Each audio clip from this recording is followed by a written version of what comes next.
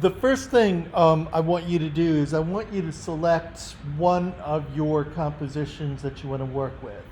And the composition that you select, the file that you select, should be a TIFF or JPEG file that you have, and so it should be only one layer.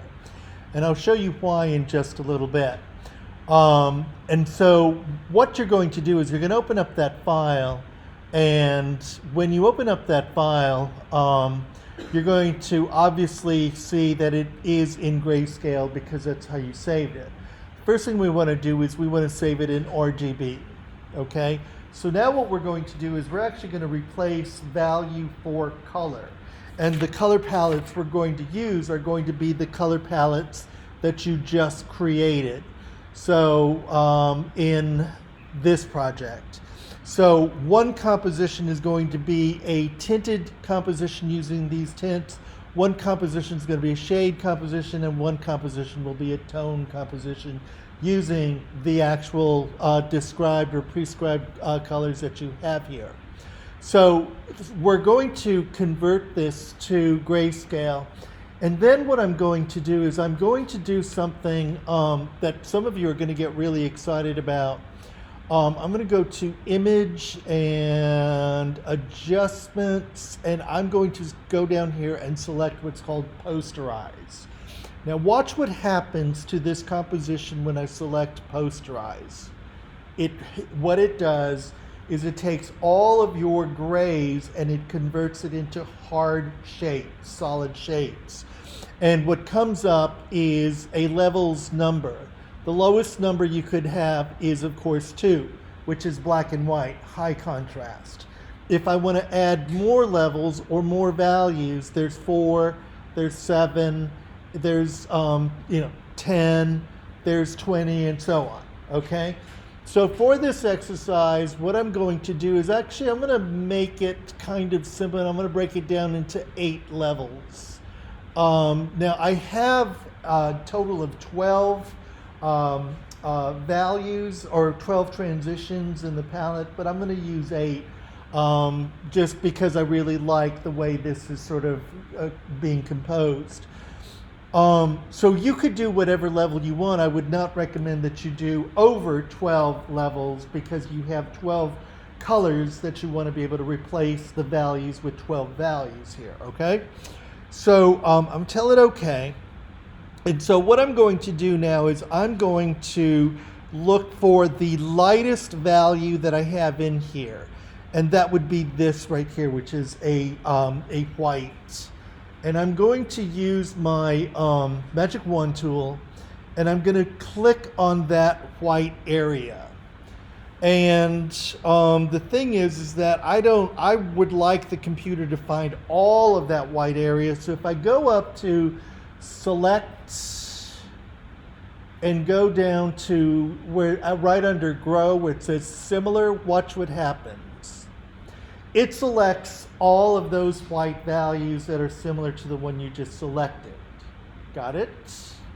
So far so good. It's right here. Image, select Similar. Okay?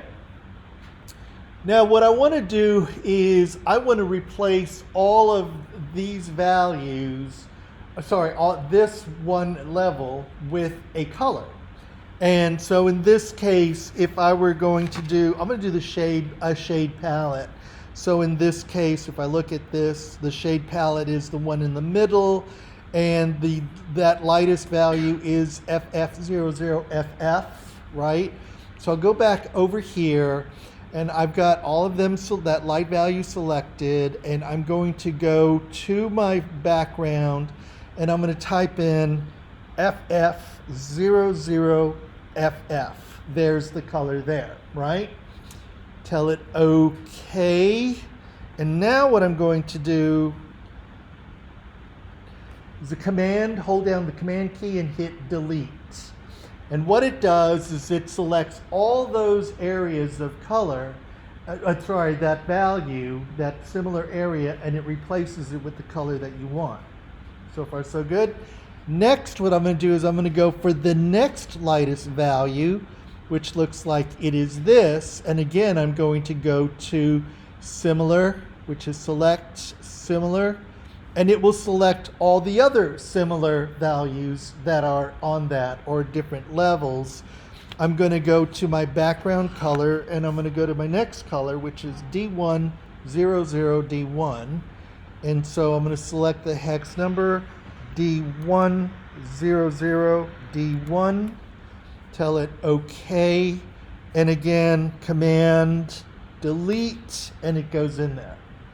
So I'm going to keep going to darker values, and replacing them with 8 of these values. Got it?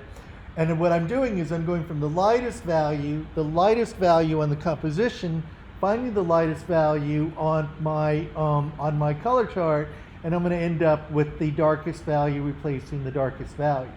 Got it? I could work opposite if I wanted to make sort of a negative of this, where I could select the white values and select them as the darkest values and reverse everything. So you could do whatever you want. The thing that what I'd like for you to do, let me go to the next value then. I'd say it's this one here. And so again, select it, go to select similar. And did I get that one already? Let me select this one. Select, yep, it's getting it. And then after select similar, so you really don't know what to expect until you go to the A200A2, A200A2. And OK, and then Command delete, and there. So what we're doing is we're building up a replacement of all values with color, okay?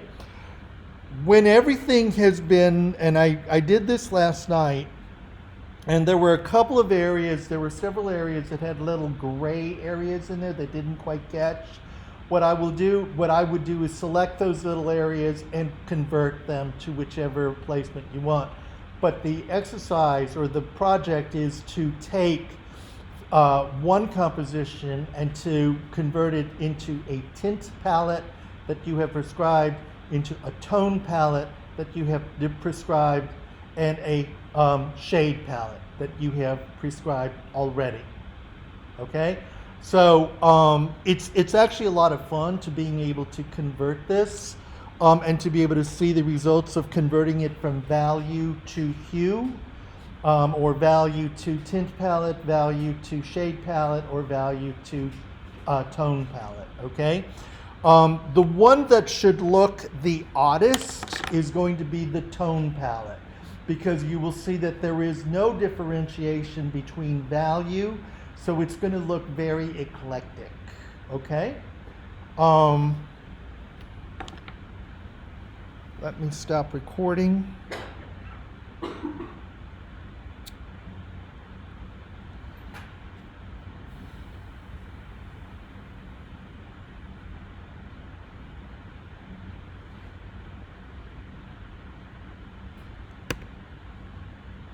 we go. Screen recording is tint shade, save it.